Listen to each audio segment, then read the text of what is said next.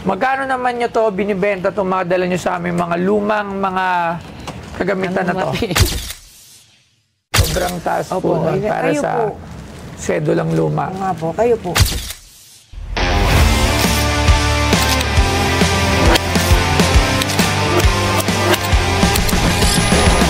May stones ang mga magandang hapon po. Taga saan po kayo? Caloocan po. Ano po ang inyong dala para sa amin? Ano po pangalan nila? Claire po.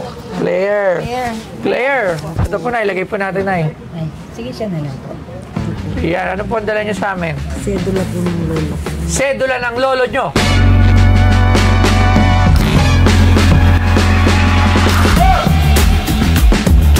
Ang sedula ay gaganap ng isang mahalagang papel sa Rebolusyong Pilipino nang si Andres Bonifacio at mga kapwa miyembro ng Katipunan ay pinunit ang kanilang mga sedula bilang pagsuway sa pamumuno ng mga Espanyol sa isang pulong sa Balintawak, kasalukuyang Quezon City.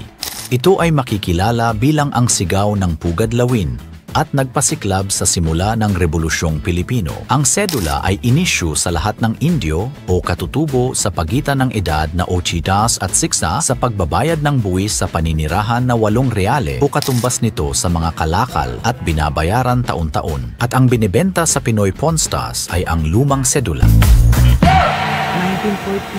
1940. 1940. 14 po. Wow, 1940. Wow! Wow! Grabe ang sedula. Naipon. Ang ganda! Ang galing! Ang galing ha! From 1914. Wow! Galing. 17. Paano nyo naipon to? Nanay ko po at saka yung tsahin ko. Pasinok sila. I-ano natin? Galing ha! Ano, disunod-sunod natin. Ito, 49 na po yata. Legion de Veteranos de Revolucion. Hindi ba siya nagpunit ng sedula nung kasagsagan ng KKK? Hindi naman po yata. Hindi ba siya nagpunit?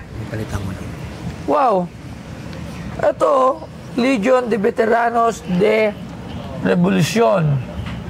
Wow! Patawagan nga si Sir Angelo. Jeng! Oh, Sir Angelo. ba't dalawang 1940? Ay, satsuhin ko po yung isa. Trangkilino po. Yung isa po Maximo. Sa lolo ko po. Tsaka satsuhin ko. 1926. O, kaya mga sedula, ha?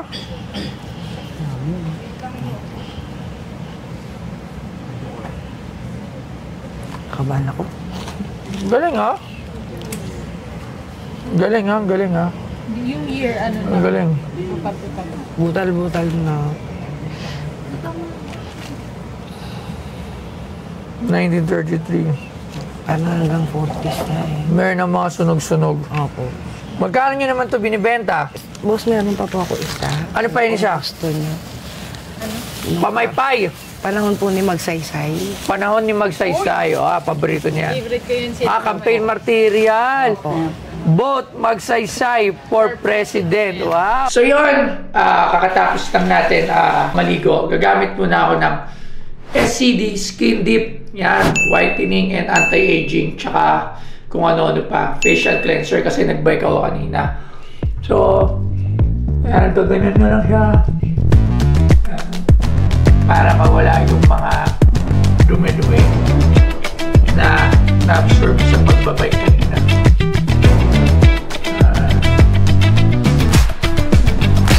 Tapos nyo i-scrub-scrub ng ganyan. Napakadali lang. I-bukas nyo na.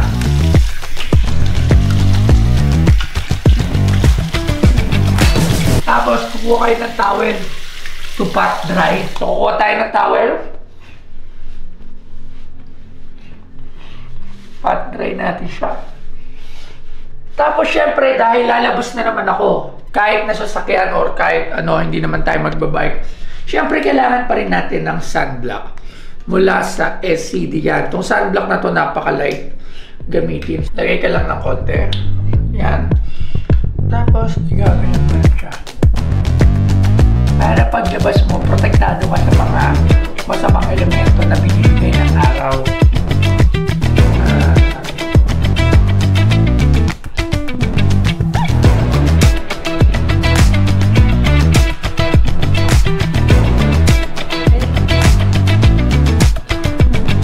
Okay, so tapos Tapos na ako mag-sunblock at ready to go na ako para sa araw na to. Maraming salamat. So sa mga nagtatanong, punta lang kayo sa SCD main page. Ayan, open din sila for distribution at reseller. So si Toy Tumamen, Geng. Wow! Ito po. Luma na rin ha. Clarice! Ay, hindi. Sa anak ko po, nasulatan niya po. Ay, wala nang value. Sinulatan. Kasi sa Sayang. school nila, baka meron pang konti yan, sir. Ayun naman po. Buot pagsaysay, no? Ang galing. Pero meron talagang ganyan si Magsi. Anong year to, no? 54 yata, 55, ganun po. Wow. Ayan, may tago ko po. Wala sa Rangelo? Tago ng nanay ko. Sa Rangelo to dapat eh. Okay, Nay. Magkano naman nyo to binibenta itong mga dala nyo sa aming mga lumang mga kagamitan na to? Po, mga 150 po. Pwede po. 150,000? Pang-aaral mo nung alaga. Sobrang taas po Opo, nun para kayo sa po. sedulang luma. Nga po, kayo po. Kailangan ko malaman magkano bentahan ng sedulang luma. Patingnan nga. Picture ang... Meron na. Oo, meron na. 32 lang. Oo, 32. Kaya galing yan. Dalawang peraso, 32. Oo, Pero alam ko, mas ano mura pa lang. rin to? Magkano 1914. pili natin dyan? Ano ba, parang, ano lang yan yun? Ilan to? 1, 2, 3, 4, 5, 6. Tsaka kumuha ko. Hey, daddy. Para alam ko. 29. Kaso yung iba may sira-sira na. Sandal Q. Kasi sa mga good condition, yung mga gantong lumang gamit, ang benta ito mga 500 eh. 1914. Mga 500 sana isa. 29.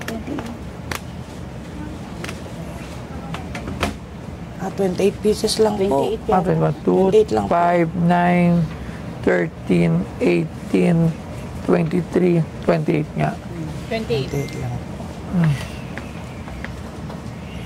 So iba, madami nang may butas eh. Ito maganda rin, no? Yeah. Tira mo magsisabi. Idol ko yan. Favorite pala nun.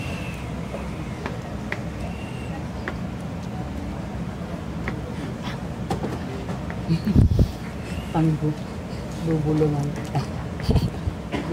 Bubulungan ko si Sir. 5,000 pesos. Pang tuition lang ng bunso ko. Ito ang totoo. Kasi yung iba, sunog yung stira. Yung pinakamatanda naman, sir, good condition. 7,000. Kasama na yung pamaypay. 20. Di ba, sir? Konting hilot pa. Magkano? 20 po kaya pwede, sir. Pang school ko. Hindi kaya sa 20 to. Kasi, Mga 8,000. 12 yun na, sir. Yun na. Bibili ko na lang. Pandaw na sa Pang doon sa school. Yun ang totoo eh. Ano, love? Bulong ka. Yes. Lord. Ano? Ano?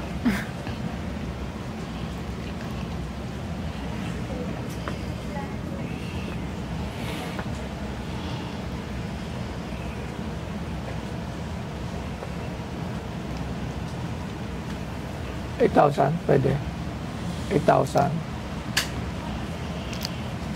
Nasa yung pero to sa ito lang Oo, dito. maganda to. Zero Magsi. Meron tayong Ang pakita mo Magsi talaga. idol niya kasi. Hanggang Kung may pamaypay. hanggang 8,000 pesos lang ako sila.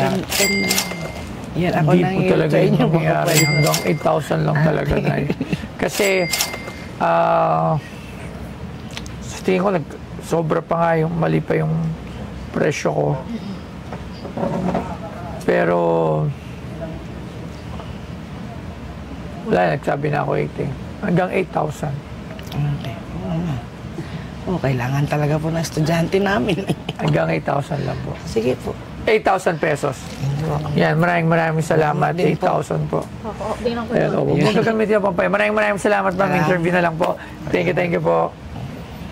Ayan. Nabili ni Sir Toyo. Maaring hindi man doon sa halagang gusto ko, malaking tulong sa amin. Salamat.